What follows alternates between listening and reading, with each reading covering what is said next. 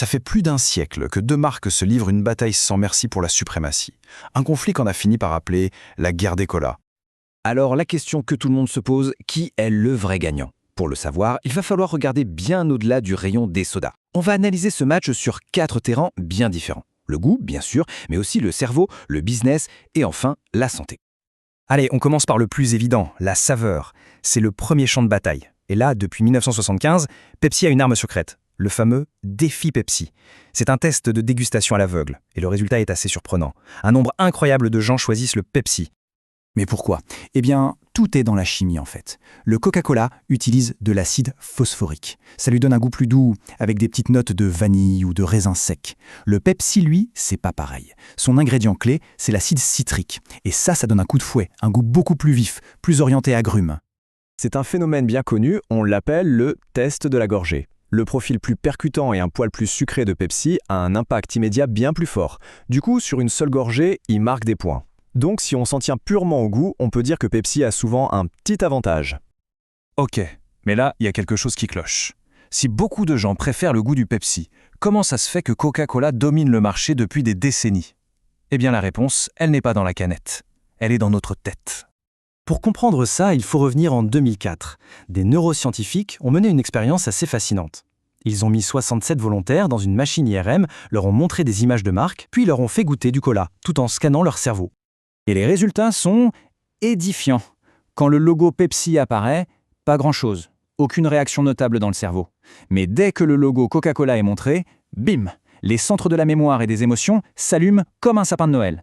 La preuve que Coca ne vend pas juste une boisson, ils vendent des souvenirs, une émotion positive. Ce pouvoir de la perception, il n'est pas que théorique, il a été utilisé comme une véritable arme.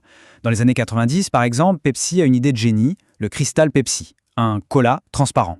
Et ça a été un succès monstre. La réponse de Coca-Cola a été diabolique.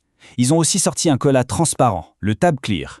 Sauf qu'ils l'ont conçu pour qu'il ait un goût franchement mauvais. Quasiment pas de sucre, pas de saveur. Et le coup de maître, c'est qu'ils ont convaincu les magasins de le mettre juste à côté du Crystal Pepsi. Résultat, inconsciemment, les consommateurs ont commencé à associer le mauvais goût du Tab Clear à tous les colas transparents. Les ventes de Crystal Pepsi ont plongé. 6 mois plus tard, c'était fini. Il était retiré du marché. Mais la guerre ne s'est pas jouée que dans la tête des gens. Elle a aussi complètement redéfini la stratégie d'entreprise. En 1965, les deux sociétés ont pris des chemins radicalement différents.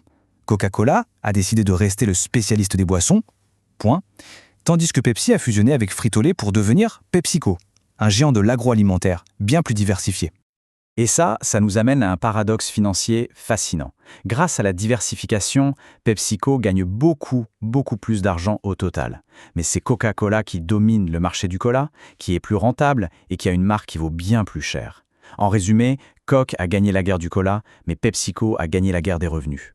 On a donc des gagnants différents selon le champ de bataille.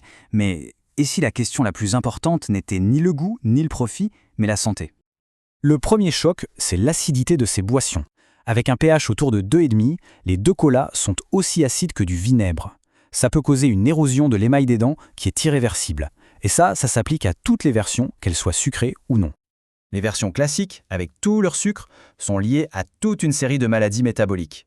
On parle d'obésité, de diabète de type 2 et même d'une accumulation de graisse dans le foie. Une seule canette contient plus que l'apport quotidien recommandé en sucre. C'est énorme.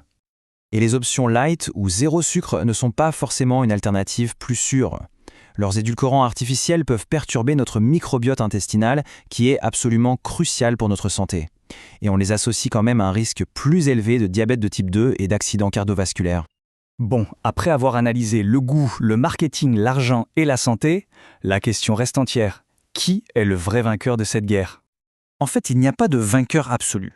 La seule conclusion qui soit vraiment claire, et sur laquelle la science est unanime, c'est que du point de vue de la santé, il n'y a que des perdants. Les risques des sodas sucrés viennent d'une surcharge métabolique directe, tandis que ceux des sodas light viennent d'une perturbation biologique plus indirecte. Et ça recadre complètement la rivalité. Peut-être que la vraie bataille, au fond, ce n'est pas Coca contre Pepsi. C'est peut-être la fidélité à une marque contre notre propre bien-être.